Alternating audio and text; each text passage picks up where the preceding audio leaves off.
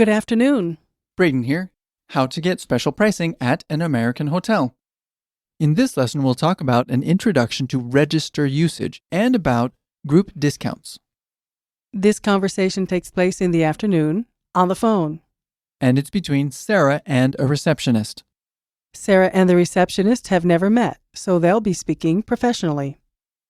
Let's listen to the conversation.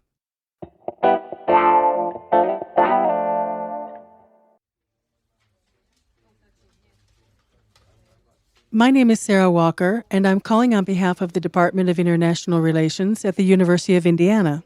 Yes, ma'am. How may I be of service?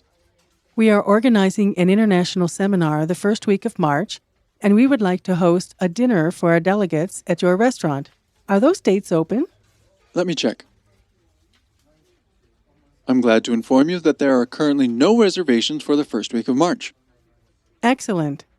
I do have a few questions for you. Yes? What kind of services do you provide? We have 3 types of menus. Our regular menu, a gluten-free menu, and a kosher menu. Since we have an in-house chef, we are also able to special order almost any recipe with advance notice. Excellent. We have 2 delegates with special dietary requirements. How many restaurants do you have in the city, and where are they located? Just the one. We pride ourselves on being a unique, traditional restaurant. Do you have a group pricing menu that I could look at? Have you spoken to the manager? No. Why? To get special pricing, you're going to have to talk with the manager. Would you be able to transfer me to them?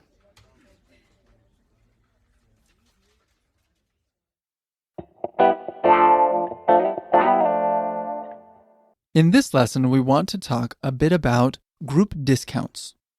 There are 2 distinct concepts when talking about purchasing in groups. The first is called collective buying. This is the concept behind websites such as Groupon.com and many others. Here, a discount is offered if a large group of people are willing to purchase the same item. This technique is common for purchasing products such as electronics, clothing, or refrigerators.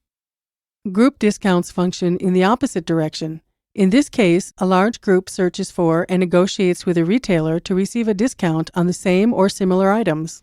This practice is very common when negotiating for lower prices at restaurants and hotels. However, extremely rare with such products as refrigerators, clothing, or electronics. Let's take a look at the vocabulary for this lesson. The first word we'll look at is Service. work performed by a person or people who serve. Service. Service. Our second word is Locate. discover the exact place of something. Locate. Locate. Our third word is Menu. list of dishes that can be ordered. Menu. Menu. Our next word is Special.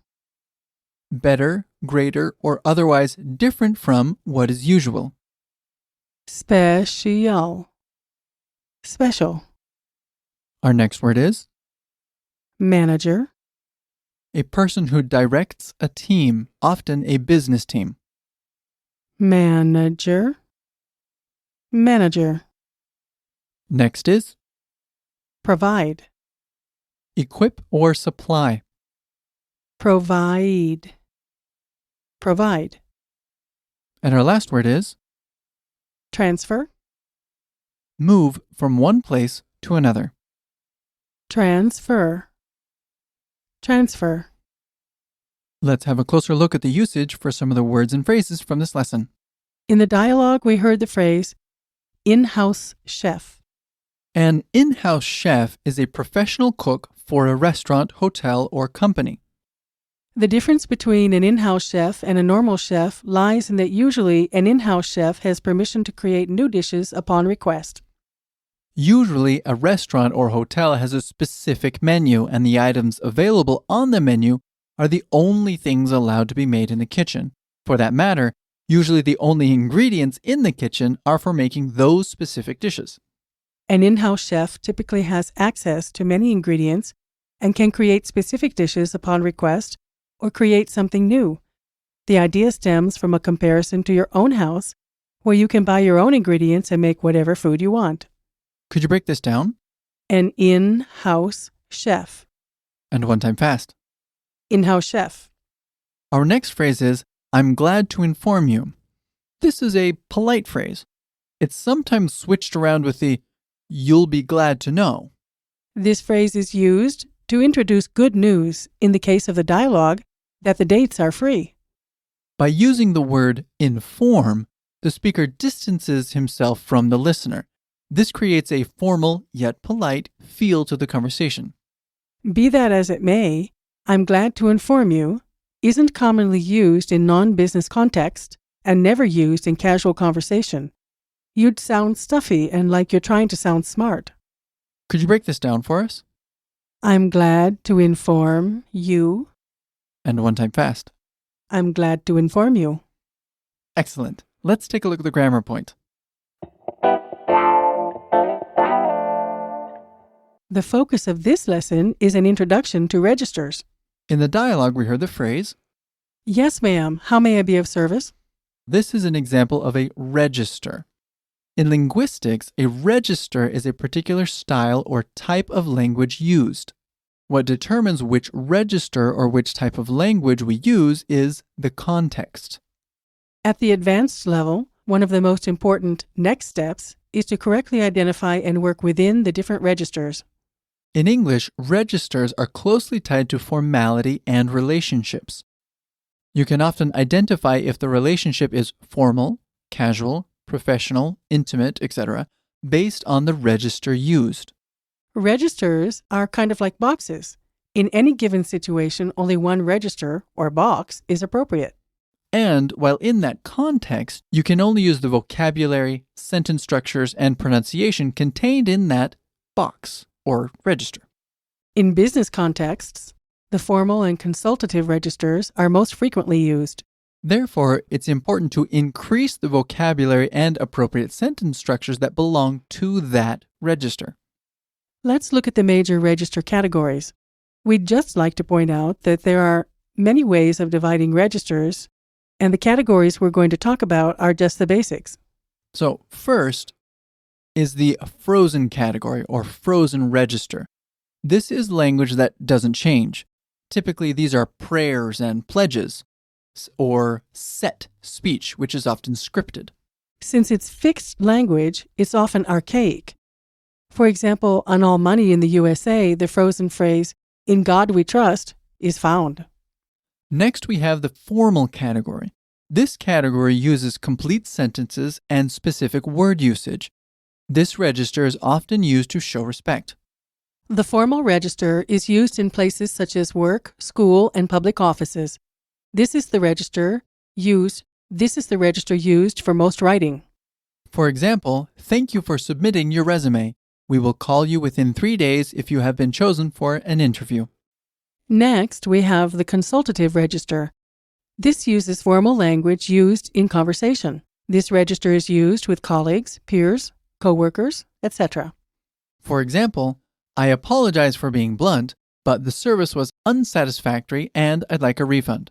Notice how the words are larger, unsatisfactory, apologize. These are larger words.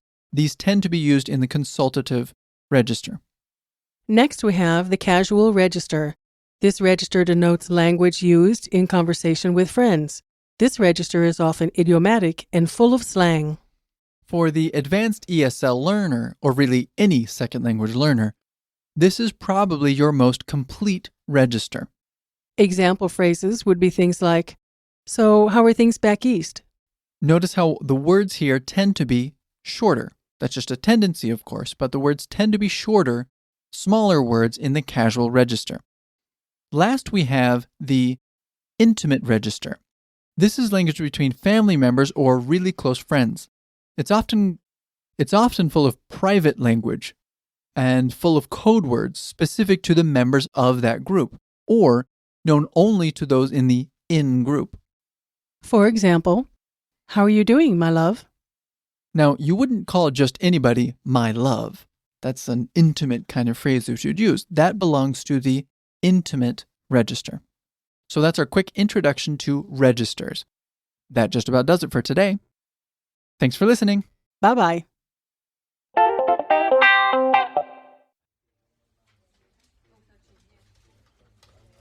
My name is Sarah Walker, and I'm calling on behalf of the Department of International Relations at the University of Indiana. Yes, ma'am. How may I be of service? We are organizing an international seminar the first week of March, and we would like to host a dinner for our delegates at your restaurant. Are those dates open? Let me check. I'm glad to inform you that there are currently no reservations for the first week of March. Excellent. I do have a few questions for you. Yes? What kind of services do you provide? We have 3 types of menus. Our regular menu, a gluten-free menu, and a kosher menu. Since we have an in-house chef, we are also able to special order almost any recipe with advance notice. Excellent. We have 2 delegates with special dietary requirements. How many restaurants do you have in the city, and where are they located? Just the one. We pride ourselves on being a unique traditional restaurant. Do you have a group pricing menu that I could look at? Have you spoken to the manager? No. Why? To get special pricing, you're going to have to talk with the manager. Would you be able to transfer me to them?